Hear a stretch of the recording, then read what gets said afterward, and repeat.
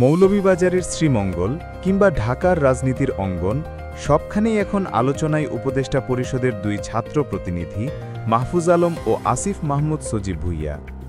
গত সেপ্টেম্বরে তাদের পদত্যাগের নির্দেশ দেওয়া হলেও তারা সময় চান। মাহফুজ আলম জানিয়েছেন তিনি নির্বাচনে অংশ নিতে চান না, বরং সরকারে থাকতে আগ্রহী। অন্যদিকে আসিফ মাহমুদ সাংবাদিকদের জানান নির্বাচনী তফসিল ঘোষণার পর তিনি পদত্যাগ করবেন এবং প্রার্থী হওয়ার সম্ভাবনাও রয়েছে। ছাত্র উপদেষ্টারা মনে করছেন পরিষদে অন্তত একজন প্রতিনিধি থাকা প্রয়োজন, না হলে কেউ কেউ তাদের বিরুদ্ধে ষড়যন্ত্র করতে পারে।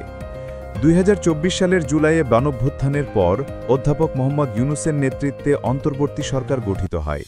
প্রথম দিকে উপদেষ্টা পরিষদের ছাত্র প্রতিনিধি ছিলেন নাহিদ ইসলাম, যিনি পরে পদত্যাগ করে জাতীয় নাগরিক পার্টি এনসিপির আহ্বায়ক হন। নাহিদ ইসলামের পর মাহফুজ আলম তথ্য উপদেষ্টার দায়িত্ব নেন, আর আসিফ মাহমুদ বর্তমানে স্থানীয় সরকার ও ক্রীড়া মন্ত্রণালয়ের দায়িত্বে আছেন।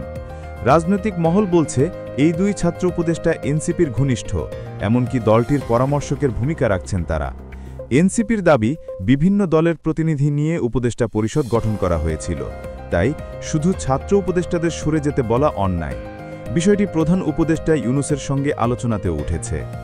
আগামী ফেব্রুয়ারিতে জাতীয় নির্বাচন ঘনিয়ে আসায় পরিষদের দলীয় সংশ্লিষ্টতা নিয়ে সমালোচনা তীব্র হচ্ছে। গবেষক মহিউদ্দিন আহমেদ মনে করেন এই বিতর্ক সরকার ও প্রধান উপদেষ্টার ভাবমূর্তির জন্য ক্ষতিকর। তিনি বলেন দুই ছাত্র উপদেষ্টার হয় পদত্যাগ করা, নয়তো প্রকাশ্যে রাজনৈতিক সম্পর্ক থেকে নিজেদের দূরে রাখা উচিত।